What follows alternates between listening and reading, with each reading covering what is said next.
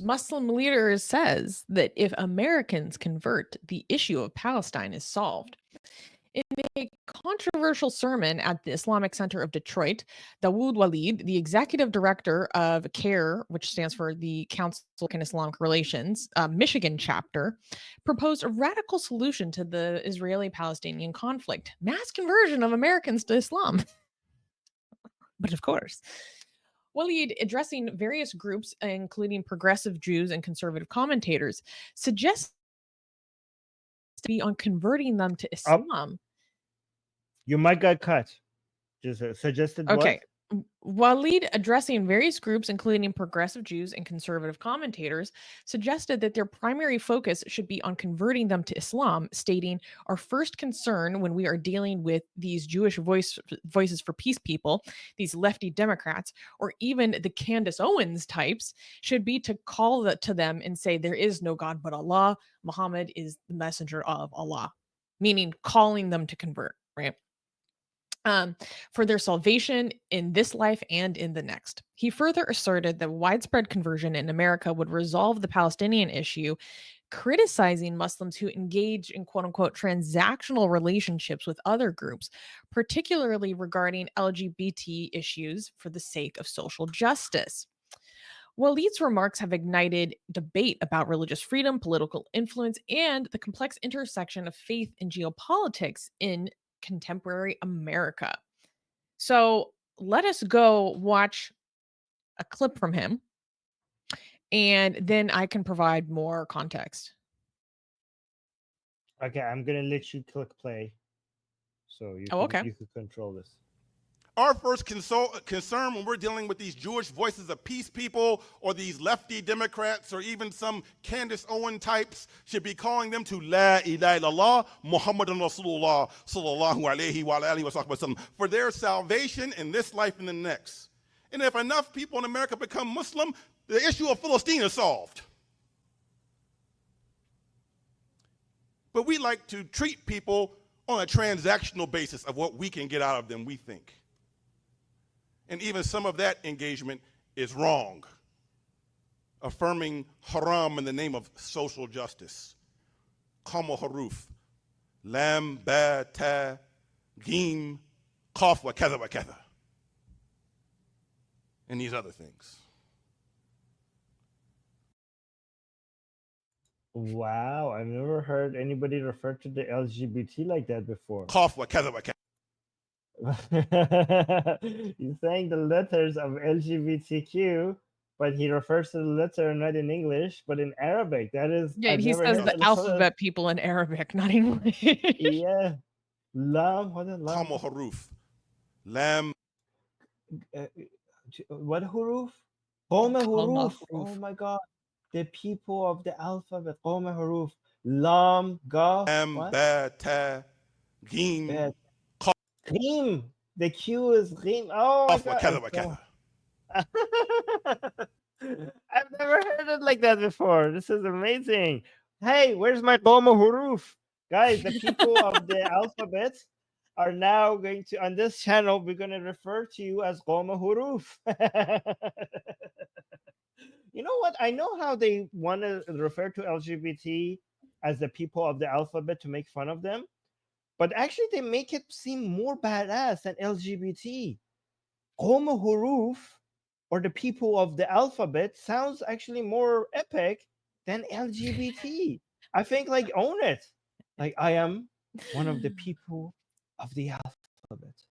Wow, I like it. Anyways, yeah, go on. What do you want to say? Coming at you with the force of the full alphabet. Okay, so I watched this entire sermon that he gave so that I can provide you Yeah. guys with further context because, you know, oftentimes with Memory TV, they get accused of clip chimping people. And so I'm like, okay, let me go watch what he had to say in its entirety so I can be fair and engage with what he's saying in good faith. I think that's important. And that's something we try to do here. And I do that as much as possible when things are in English, right? So I went to go watch his full sermon this morning. And so let me provide some context about what he's talking about. So his whole theme of this sermon is all about unifying people. And basically, he starts with talking about how the path to victory for the Muslims will only be achieved through unity. And there are certain steps to do that. And he brings up this example of the Crusades and Salahuddin. And he was saying, like, look, like Salahuddin was a Kurd who led an army of like Arabs and Africans to achieve this great victory to free Al Quds after what, like 100 years, like 97 years. And they were united, and that's how they gained their victory. And um and this he starts talking about all these steps to do it. And the first step is like salah, like being in and being very firm about your own practice. Okay. The next step is to promote that within your own family, promote that within your internal unit. Uh, the next step is to forbid evil and enjoin that which is good, which, Armin, you can expand on what that concept means if we want, but this is a very important concept that in some ways is a way to like kind of create internal policing within the community. The next step after that is dawah, to preach, to call people to Islam. And so this is where things get interesting in his sermon. And he's talking about how the way that the Muslim community is engaging with people in outreach in the United States is wrong, because they are engaging with people on a transactional basis, as he says. He said that when we work with other groups on the cause of Palestine, we need to promote da'wah to them first and foremost. When we engage with Jewish Voices for Peace, when we engage with Candace Owens, our first concern should be evangelizing. Our first concern should be preaching, calling to them to Islam. Our first concern should be da'wah. Because this is a matter of not only their salvation, but also this is essentially bringing them into the fold of the ummah, into the fold of the Muslim body. And he talks about how it is very, very important for Muslims to be promoting and only working within organizations that are Sharia compliant. And he's like, for example, CAIR. I'm the executive director of CAIR, Michigan. Now, CAIR, for those who don't know, and this is a big can of worms that I've started to take upon myself to learn about more thoroughly. But CAIR is basically, my understanding, and I'm still doing research on this, is a branch of the Muslim Brotherhood in the United States, and was founded by Muslim Brotherhood members. And to the point that CAIR was an unindicted co-conspirator in the Holy Land Foundation terrorism funding case. So basically, there was an instance of this charity in the United States called the Holy Land Foundation that was found to have been funding Hamas. And CAIR, the national body of CAIR, was an unindicted co-conspirator in that case. And so there's a lot of information about this out there, and I'm in the process of teaching myself like the whole history of this whole situation. But just to give you some context. So he's like, okay, so Muslims should only be interacting with groups that are Sharia compliant in this way, like CAIR. We should not be tolerating that which is haram, like working with people that are raising the rainbow flag when we're doing our activism. Like, that is not okay. We cannot tolerate it. It doesn't matter if people say it's for social justice. It doesn't matter if we think that that might be helpful for the furthering of the Palestinian cause, like that's transactional and that's unacceptable. We're not allowed to do that. The right way to do this would be to call those people to Islam, essentially. And that's where he starts to expand upon that and be like, if we were all Muslim in America, like this wouldn't even be an issue. And then he circles back to the concept of unity, uniting the Muslim body.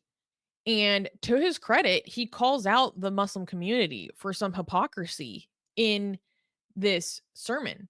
He talks about how in his experience in Michigan, to his embarrassment, a Sudanese woman talked about how she was trying to raise the issues facing Sudan to her community, and they said, "No, we can't talk about it right now. It's not relevant. We're all worried about Palestine."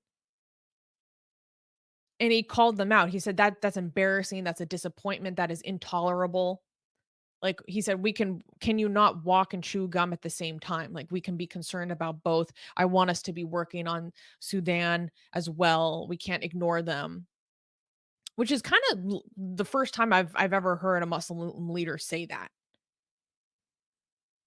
Is calling out the Muslim community for that kind of hypocrisy. Um and and then so again he ties it back into the unity. We need to put aside racism, we need to put aside ethnic differences, we need to remember the legacy of Salahuddin, the Kurd leading armies of Arabs and Africans, da, da, da, da, da, da. And it's only through this path that we will have victory. And then what was so interesting about the end of his sermon was he ends the sermon by talking about how they are going to be conducting workshops. And the workshops that they're going to be conducting, that he invites the audience to join, are essentially dawah workshops. And they were workshops to teach people how to answer questions about Islam, workshops to teach people how to invite people to Islam, workshops to teach people about how to answer questions about Muslims, and da da da da da da. So he invited everyone to these workshops about how to further dawah. And I think if I remember correctly, I think he said that those workshops were part of CAIR itself. So that being said, now that I gave everyone full context, because we like to do things in good faith, Armin, what is your reaction to that data dump? So here's the thing. This is a major fight right now within the Islamic community about this, on what's the priority. Is the anti-Jewish, anti-Zionist, anti-Israel position the priority, or Islam the priority? When we see non-Muslims take a stance against Israel, do we welcome them as allies against Israel, or should we focus on making them Muslim, right? And both sides bring their version of the Quran or Hadith or Islamic scholars to show that they have the correct position. But I've noticed that it depends on what their activities were before. I suspect that actually, so if you were taking a stance against liberalism or Zionism, you are more likely, what I've noticed as a Muslim content creator, you are more likely to go find evidence in Hadith or Islamic scholarship to show that finding allies that are not Muslims, the priority is to defeat the enemies of Islam, even if you have to ally with, especially Ahlul Kitab. So allying with LGBTQ is not justified, but allying with Christians, right, is justified, right, against Zionism or liberalism. On the other hand, if you used to be a content creator or a personality that was advocating for Islam, or focusing on teaching people about Islam, then this focus on Israel or Zionism, you are more likely to say, like, well, these people, we should make them Muslim, we should advocate Islam to them. That's the priority. So whatever your work was usually tends to be the priority that you also advocate for. However, I also want to show a cartoon from the other people, from the Muslims who are a drawing for the people who disagree with this mindset from the other side. Um, this is what I usually show, Oh, right? So wait. No, no, we can't show that. why not? We're That against it. that anti-Semitic imagery. Yeah, we are showing anti-Semitic that we're standing against. We're showing. Okay. I don't know if that- we should show that on YouTube. Okay, I have another version where the star is cut. I think we're fine if we're showing it as something bad. I don't know. Okay, sorry. I just wanted to be careful. Okay, how about this other version that the star is cut? Is that fine? I think so. I don't Look know. this. Sorry, I just get so Okay, let's bring it. nervous. I get so nervous on YouTube, you know? Yeah, YouTube, we're actually taking a position against this. We're not advocating for this, right? So this has the top and down cut. So the this is shows what this image tried to portray is that liberalism is being controlled by Jews, right? So liberalism spreading around the world is a Jewish conspiracy that we're against YouTube. So because that evil monster looking thing at the back, okay, in their eyes, in their minds, that represents, you know, uh, world Zionism, world eating Zionism. That's what they say that represents. And what you see in the bottom is that you see the Muslim on the left who is wearing. So this is exactly. It's very interesting because you mentioned Salahuddin, you mentioned to, and that's what they are also referring to in this imagery. You see a Templar on the right and a Muslim with the uniform of what the Crusades look like, or what they were wearing during the Crusades. So these are traditional enemies, and what this image is supposed to present is that against such a destructive force, which is Zionism and liberalism, the Crusader and the Muslim, they should put their differences aside and fight against, liberalism. And you can see, and Zionism and liberalism. And you can see you have feminists there, you have people holding the sign equality. You see the LGBT person with a child there, suggesting that LGBT is for grooming children. And I don't know why there's a communist flag in the middle of all that. But again, so I don't know what this guy in red is here in the middle. It's But again, it's a black thug. That's what it is.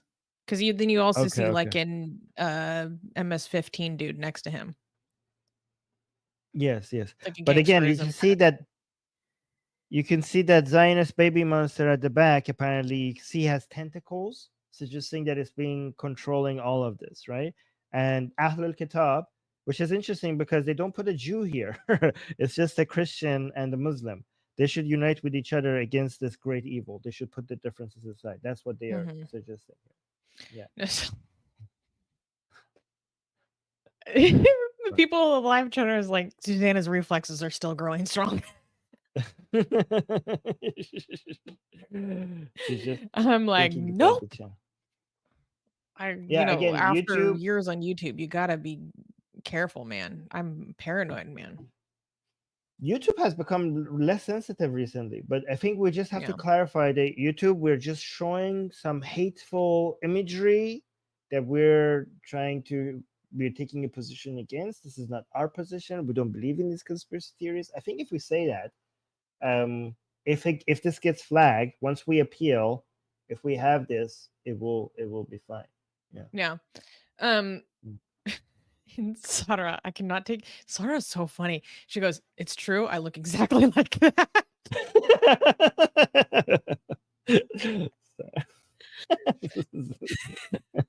I saw that in the live chat, and I don't even have coffee, and I wanted to take a coffee in my mouth.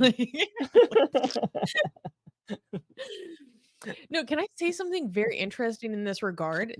That whole like Muslim, trad, Christian, trad Catholic unity thing was way more of a thing like a year and a half ago. It was way more of a thing before October 7th. And I have seen that kind of completely break down after October Hmm. 7th, which I find very, very interesting.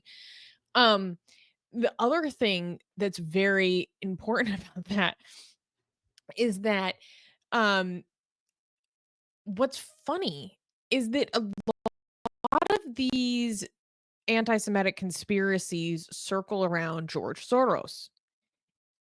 But what is very, very interesting is George Soros actually funds and puts a lot of money through his various philanthropic vehicles into Hmm. anti-Zionist organizations.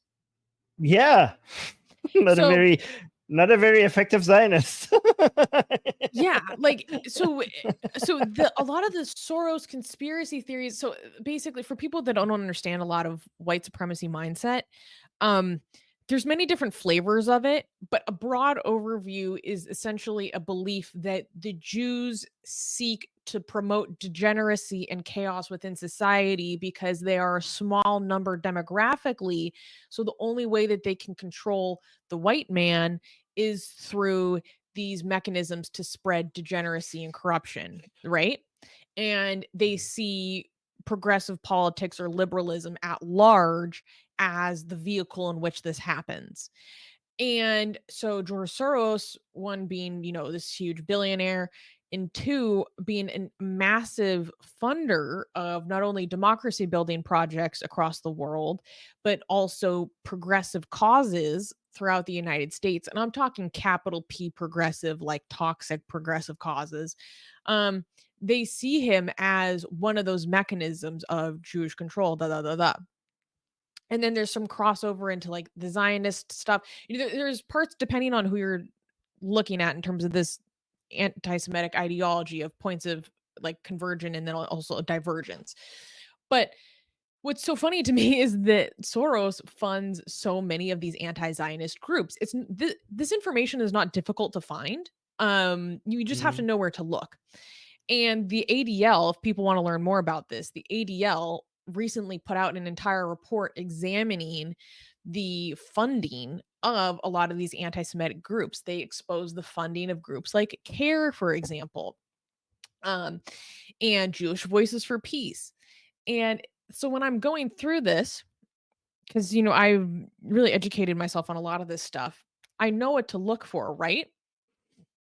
And I'm seeing all this funding is coming from the Open Society Foundation and other similar philanthropic vehicles. I'm like, this is all Soros money. Like, wait, I wait, what the hell? Yeah. But I like how they're shooting themselves in the foot, because the main Jewish person they go to show how Zionism is trying to control the world is a person that is anti-Zionism. yeah, and that it's so funny to me. But my side note that I want to make sure to say when I'm talking about this is that anti-Semites and Jew haters have ruined criticizing Soros, okay? Because there are very, very good reasons to criticize and dislike the kind of ideologies and movements and activists that George Soros puts his money behind. I have very serious concerns about some of the figures that he puts money behind, some of the political campaigns that he gives money to, or his philanthropic vehicles, because there are many. Um, there's so much to criticize there. There's a lot of political ideology or tactics or policies that I very strongly disagree with that are being funded through these mechanisms, right? That ultimately come through him or his legacy. But the problem is if I'm learning about one of these organizations that I have a big problem with, and suddenly I recognize the names of these sources of funds and I know that they come from Soros, and then I say that, I'm like, oh wait, this is getting Soros money, blah blah blah blah blah. I sound like I'm dog whistling like a white supremacist Yeah, because yeah. they've It made just it sounds like toxic to talk about what he puts his yeah. money into, and I'm like, no, wait, I'm I not feel not dog whistling like, "Whoa, Soros money," you know what that means. Yeah, I feel like if we actually mention that he's funded some bad things, we were like, it sounds like we're in Alex Jones or something. I Yeah, feel yeah, like yeah. Like the yeah, unspoken thing is like, "Oh, you know, this is Jewish money, and you know what that means." Da, da, yeah, da, da, da, da, da. And I'm like, "No, I'm yeah. criticizing him because I don't like what he promotes." God damn it. Yes. And to be fair, a lot of his legacy was not always like this. Yeah. Like he's Maybe done we could really find cool some of the. Maybe we work could in list. democracy Maybe we in could find a Georgia. list of good things that he funded, so that we could put that next to it whenever we want to criticize it. We're Oh, like, that's oh, we easy. criticize Soros. I Yeah. I know people that worked for his foundations and did really cool work to promote democracy and Right. build democracy and civil society within former Soviet states. That's really cool. Mhm. And then, you know, speaking from their experience or like, and then things kind of just went in a very different direction. He went away Mhm. from Karl Popper's ideology of an open society and it became this different thing and they don't like it so much anymore. Mhm. So yeah. Anyway, sorry, that was a little bit of a rant, but you know, can these anti-Semites stop ruining, criticizing Soros? God damn. I mean, and here's another thing I would say. Okay, there's a lot of billionaires funding good things and bad things. Mhm. Okay, the fact that Soros gets highlighted more, even if he is sponsoring funding some bad things, I think that has to do with him being a Jew, right? I'm not A lot of it, yeah. denying that. I'm not denying that Soros funds projects that are like harmful to society, but I think that there are many billionaires that fund bad things as well, but he just gets outed more. And I think it has to do with him being a Jew. Maybe. I don't know. Yeah. Anyways. Just a thought, just maybe. Didn't he? I'm Anyways. noticing a pattern and Wait. I'm thinking it might be because of the Oh, Kelvin is saying 100%. Okay. We Oh, have this a is super so chat. Let's funny. read this one. Asian American, thank you for the super chats. I am Gaseous of House Americanum of the tribe of Komaharuf. Quake in fear, for we have ensnared the hearts of innumerable jinn, dragons, and shit. Fantastic. Gaijin, you're very creative. You should make like a crest for that. Mhm. That'd be sick. Oh no, he's gonna, now that he said it, he's gonna do it. Yeah. All right. Anyways, again, one more congratulations to Gaijin for that happy news. Yes. Um, And I would like yeah. to thank everyone that gave super chats today. It goes such a long way in supporting the show. If you're interested in supporting the show, because you know our team is way larger than this, just me and Armin. We have a whole Persian branch, which is one of the most influential atheist organizations in Persian. We have a huge team. We have expenses. We got administrative costs. We got to do filings. You know, the whole nine yards. We're running a nonprofit here, and if you'd like to support our work and make sure that we can continue, if you enjoyed what we do, if you find it funny, if you learned something, please consider, you know, supporting Atheist Republic. Super chats are a great way. After the stream ends, you can give a donation. All of the fees are waived by YouTube. You can donate via PayPal. You can send us a check in the mail, and all that information is in the description. Or, you know, it's very important because we say you got to take care of yourself first. If you're not in a good financial position, you don't have to do any of that, but you can still make a huge impact in promoting our work and helping us out by helping the channel grow by feeding the algorithm and giving tithe to the YouTube gods. Okay, my friends, the YouTube gods, the only gods in which we fear. And to do that, all you have to do is hit the like button, leave a comment, tell us what your favorite segment was, tell us what you thought was the most silly or stupid or what made your jaw drop. What do you want to see more from us? Or thanking our huge team of volunteers and everyone else. It's all very, very meaningful. Do you know who makes the most amazing, gorgeous, and other adjectives that I can't use here on YouTube, blasphemous art ever? We do! And for some reason, we are giving it away for free. Download them now using the link in the description before we change our mind.